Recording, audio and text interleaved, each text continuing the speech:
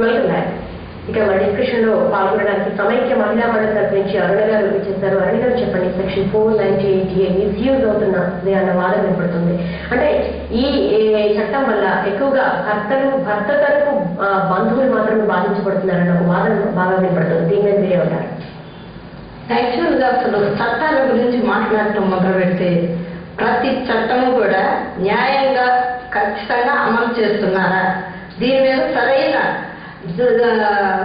చర్యలు తీసుకొని దీని మీద సరైన ఎంక్వైరీలు జరిగి శిక్షలు పడుతున్నాయా అనేది మనం ఫస్ట్ ఆలోచించాల్సిన విషయం. అంటే 498A మాత్రమే పట్టుకొని ఇదేదో మిస్యూజ్ అవుతుంది, ఇది చాలా అన్యాయాలు జరిగిపోతున్నాయి, అత్తగారులు ఆడపడుచులు భర్తలు బాధపడుతున్నారంటే చాలా హాస్యాస్పదంగా ఉందండి.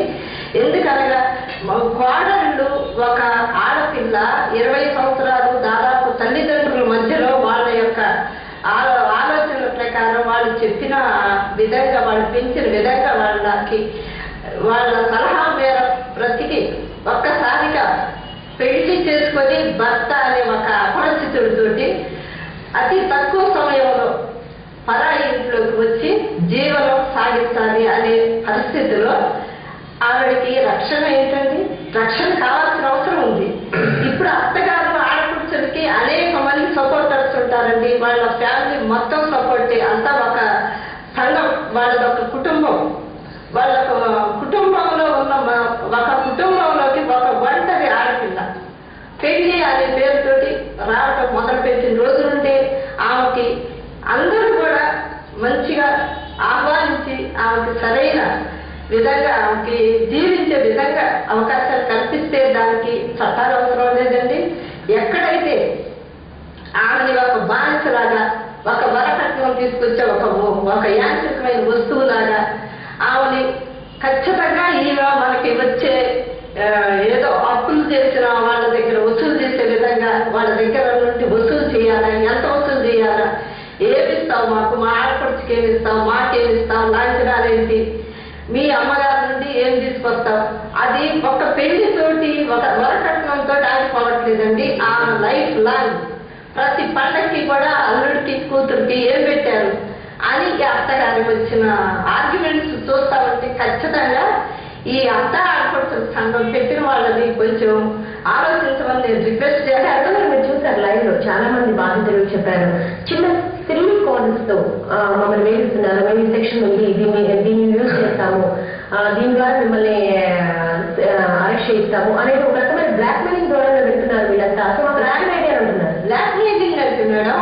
వాళ్ళకు ఉంది ఒకే ఒక ఆయుధం 498 అని, అది కూడా మహిళలకి చాలా తక్కువ సెక్షన్స్ ఉన్నాయండి మాట్లాడటానికి. మనం ఏదైనా సరే పోలీస్ స్టేషన్ కింద కేసు పెట్టాలంటే దానికి సరైన చట్టాలు ఉన్నాయా, సరిపడే చట్టాలు ఉన్నాయా అనేది చాలా ప్రశ్నార్థకం అండి. మహిళలు దీని మీద చాలా చాలా పోరాడాల్సిన అవసరం ఉంది.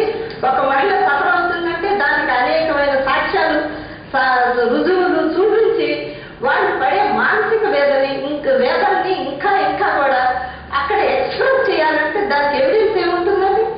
ఎవిడెన్స్ లేదు. 498 మిస్యూజ్ అవుతుంది అంటే అసలు అత్త, కొడుకు, మామ అందరూ ఒకే పక్షం కదండి.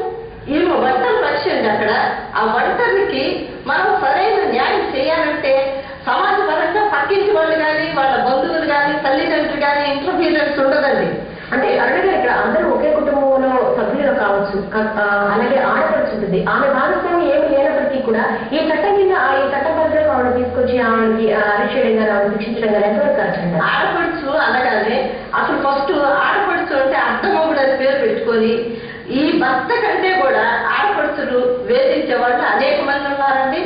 ఆడపడుచు కట్నం ఎందుకంటే ఆడపడుచు కట్నం ఈ ఆడపిల్ల వచ్చింది, ఒక భర్తని నమ్ముకొని వచ్చింది, ఈ ఆడపడుచుకి ఇవ్వాల్సిన అవసరం ఏముంది? అది చాలా ఇది అందరూ కూడా ఖండించాలండి. అసలు ఆడపడుచు కట్నం ఏంటండి? వరకట్నం ఒకటి, వరుడికి ఇచ్చే కట్నం కాకుండా ఆడపడుచుకి ఇచ్చే కట్నం. ఈ విధంగా ఒక మహిళని పెళ్లి పేరుతో చిత్రహింసలు గురి చేస్తున్నారండి. ఆమె 4 గోడల మధ్య అత్త ఏం చేస్తుంది, భర్త ఏం చేస్తున్నాడు, ఆడపడుచు ఏం చేస్తుంది, ఈవెన్ మామగారు ఏం చేస్తున్నారు, వాళ్ళకి సంబంధించిన కుటుంబ సభ్యులు కూడా ఇన్వాల్వ్ అవుతారండి కోడల మీద పెత్తనం చేయడానికి. కోడలు అంటే ఏంటంటే ఒక్క ఒంటరిగా వచ్చిన ఒక మహిళ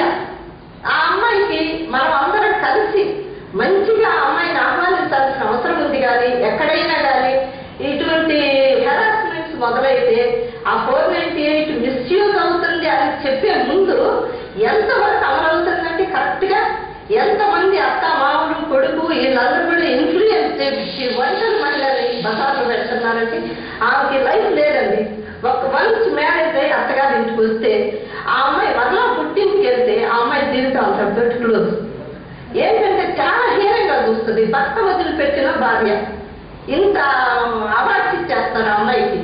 ఇదే అత్తగారికి ఏముందంటే కోడలు రేపు పోరాడితే అత్తగారు సపరేట్ గా ఉండి హాయిగా జీవిస్తుంది. ఓల్డ్ ఏజ్ హోమ్స్ పెట్టుకున్నారు ఆల్మోస్ట్. ఈ చట్టం అంటే అమలయ్యే దాంట్లోనే ఒక అన్ని ఒకటే చెప్తానండి. మీరు ఎప్పుడైతే ఒక మీరు కూడని వేధింపబడుతుంది అలా అన్నారు, అలా అడుగుతున్న ప్రతి ఒక్కరికి అది ఒకటే క్వశ్చన్ అండి. మీరు మీ కోడల్ని వేధిస్తున్నారు, మీరు వేధిస్తున్నారు కాబట్టి ప్రపంచంలో అందరూ అలా వేధిస్తున్నారు అనుకుంటున్నారు కాబట్టి దయచేసి కాదు. ఇంకొకటి, మనం 1970లో 80 మహిళల గురించి మాట్లాడుతుంది. ఈరోజు సొసైటీని సంరక్షణ. ఆ రోజున మహిళలు బలిగినలు, ఆ రోజున మహిళలు విద్యావంతులు కాదు, ఆ రోజున మహిళలు డిపెండెంట్గా ఉన్నవాళ్ళు. ఈ రోజున మహిళలు ఇంకొకటి ఉమ్మడి కుటుంబాల గురించి మాట్లాడుతున్నారు. అత్తమావ కలిసి ఈ రోజుల్లో ఏ అత్తమావ కలిసి ఉంటున్నారండి? లేదండి, ఈ రోజు మొత్తం న్యూక్లియర్ ఫ్యామిలీస్ అండి. ఒక హస్బెండ్ ఒక వైఫ్ మాత్రం వాళ్ళు ఇద్దరే ఉంటున్నారు. ఇద్దరు జాబ్ చేస్తున్న సందర్భాలు చూస్తున్నాము. అత్త ఏదో పల్లెటూరులో ఉంటున్నారు, లేకపోతే ఆడపడుచులు వచ్చేసి వాళ్ళు ఎక్కడో అబ్రాడ్ లో ఉంటున్నారు. వాళ్ళ మీద కేసులు పెట్టేసి వాళ్ళని పిలిపించి బ్లాక్మెయిల్ 400 ఫస్ట్ పెట్టక ముందు నుంచి బ్లాక్మెయిల్ చేయడం అంటే గంటలు అడగండి లక్షలు ఇస్తారా? ఎన్ని సందర్భాలు ఎన్ని కేసులు లేదండి. మా దగ్గరికి చెప్పుకొని ఫోన్ చేసిన తర్వాత కూడా వాళ్ళు ఆత్మహత్య చేసిన సందర్భాలు ఉన్నాయండి. ఇంతకాలం అత్తలో మాట్లాడే సందర్భం మధ్యప్రదేశ్ లో 498 కేసు ఒక తప్పుడు కేసు పెడితే అత్తలు తీసుకెళ్లి పోలీస్ స్టేషన్లో రేప్ చేశారని పోలీసులు. ఇద్దరు పోలీసులు అత్త కోసం పోరాడేది మహిళ సంఘం కూడా అంటే ఒక అత్త ఒక అత్త ఆడవచ్చు వాళ్ళ మాత్రం ఎందుకు కాదండి? చెప్పండి. దాని గురించి మనం చట్టాన్ని ప్రశ్నించాలి, పోలీసు వ్యవస్థను ప్రశ్నించాల్సిన అవసరం ఉంది. కానీ దాని గురించి ఆపోజిట్ గా అత్త ఆడపడుచు సంఘం పెట్టి దాని పరిష్కారం కాదంటే ఎట్టి ఎన్ని సంవత్సరాలు బట్టి ఉన్నప్పుడు మరి ఇక్కడ నిజంగా మీకు ఉపయోగపడుతున్నాయా దుర్వినియోగం అవుతుందని చెప్పి మీకు ఆలోచన ఎట్టి పరిస్థితి అది దుర్వినియోగం అవుతున్నాయి కాబట్టి అత్తలు ఆడపడుచు ముందుకు వచ్చేసి బాబు మనం మొత్తుకుంటున్నామండి, మేము జరుగుతున్న నడుస్తున్నామండి. ఎందుకంటే ఇప్పుడు నేను చెప్తున్నట్టుగా ఒక తండ్రి వాళ్ళందరి కుటుంబం అంతా కలిసి ఒక అబ్బాయికి ఒక 23 సంవత్సరాలు చదివిపించి గొప్పవాళ్ళు చేసి అంత చేసినందుకు వాళ్ళు తీసుకెళ్ళి వాళ్ళ తల్లిదండ్రులకు ఇచ్చే ఒక వారం రోజులు దేశం వాళ్ళకి ఇచ్చే గొప్పతనం వాళ్ళకి ఇచ్చే ఇదండి. దానికి మీరు మీ కొడుకు సరిగ్గా పెంచలేదని అర్థమండి. అక్కడ అతన్ని సంస్కారవంతుడిగా మహిళలకి గౌరవించే వ్యక్తిగా ఖచ్చితంగా అది తల్లిది అత్తదండి. అత్త తప్పైనప్పుడు కోడలికి 498 లేకుండా చేసి ఆమె ఒంటరిగా చేసి ఇప్పటికీ అనేక మంది కోడలు తగలబడుతున్నారండి. ఎందుకు చనిపోతున్నారు ఏంటి దాని మీద ఏం జరిగిందో కూడా అనుమానాస్పదపడుతున్నారు. కానీ ఫర్దర్ ఇన్వెస్టిగేషన్ ఏమవుతుంది, అసలు జరుగుతుందా, అది బయటికి వస్తుందా? ఆ అమ్మాయి చనిపోయి గురి తీసుకొని గురి వేసి ఉంటుందండి. అక్కడ నిజంగా అమ్మాయి గురి వేసుకుందా, ఈ అత్తగారు ఆడపడుచు భర్త కలిసి వేశారా? వాళ్ళందరూ మీకు సెటిల్మెంట్కి వస్తారు, డబ్బులు ఇస్తారు, మీకు పోలీసు తీసుకుంటున్నారు. అంటే బిడ్డ మీద బాధపట్టి అత్త వాళ్ళు ఇట్లా పనిష్మెంట్ చేయాలంటే చట్టాలు ఏ విధంగా ఉన్నాయంటే ఎదుటి వాళ్ళని నీకు రక్షణ కల్పించడం కోసం అంటే ఎదుటి వాళ్ళకి శిక్షించడం వెళ్ళాలని చట్టాలు ఉన్నాయండి. మేడగా ఇంతమంది చెప్తున్నట్టు ఈ 498 ఇప్పటివరకు ఎంతమంది మహిళలకు రక్షణ కల్పించి తిరుగుతాయి. ఇప్పటి వరకు గత 4 సంవత్సరాలు 1,53,497 మహిళలే నిర్బంధించబడి జైలు వేయడం జరిగిందండి. ఎక్కడ మహిళ రక్షణ కల్పించారండి?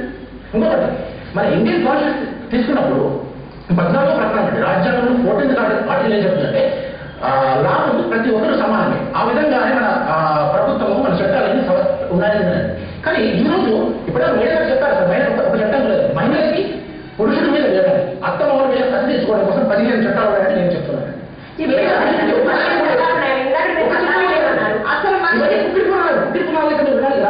స్టాటిస్టిక్స్ మాట్లాడుతున్నాం. నేషనల్ బ్యాంక్ జీరో చెప్పింది ప్రతి 5 చెప్పినా కానీ అసలు మనది పురుషాధిక్య సమాజం అండి. ఈ పురుషాధిక్య మీరు 9 సంవత్సరాలు వర్క్ చేసే సందర్భాలు మీరు ఇప్పుడు మాట్లాడకండి.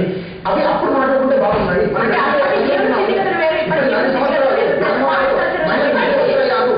ఇంకోటి చెప్తానండి, పశ్చిమ చెప్తానండి, పప్పులు ఎప్పుడు ఎత్తున్నారండి ఈ రోజు మహిళలు. ట్యాక్సీలో పే చేస్తున్నారు. ఈ రోజు మహిళలు ఉద్యోగులతో విద్యావంతులు ఉద్యోగాలు చేస్తున్నారు, అన్ని చేస్తున్నారు. అంటే ఒకటే ఒక విషయం, మీరు పచ్చిగా చెప్తున్నారు పబ్బులకు కూడా వెళ్తున్నారు అంటున్నారు. పబ్బులకు వెళ్తున్నారంటే అది వాళ్ళ కల్చర్, అలా మనది వెస్ట్రన్ కల్చర్ వస్తుంది.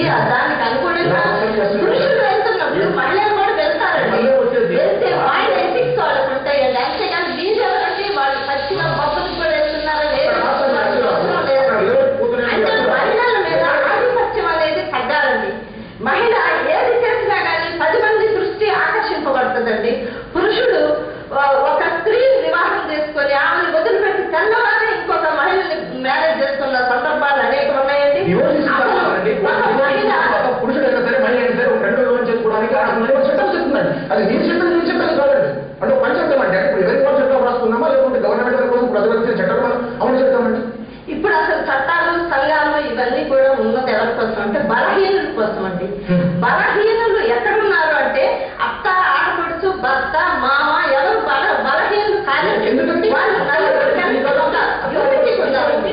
అత్త ఆడపడుచుకునే వాళ్ళు, అత్త అనేది 60 సంవత్సరాలు రిటైర్మెంట్ అమౌంట్ రిటైర్మెంట్ తీసుకునే వయసులో ఇంకా ఆమె బాధపడాలండి. అంటే నేను ఒకటి చెప్తున్నానండి, ఎవరైనా మాట్లాడుతున్నారు మేబీ వాళ్ళు వాళ్ళ కోడలు వెతుకున్న వాళ్ళు కావాల్సింది అనుకుంటున్నారు. అంతేగాని అత్తలు ఆడపడుచు చెడ్డవాళ్ళంటే అత్తలు ఆడపడుచు ఎందుకు చెడ్డవాళ్ళు అవుతారండి? ఓకే, మరింత కొనసాగించే ముందు షార్ట్ బ్రేక్ తీసుకుందాం.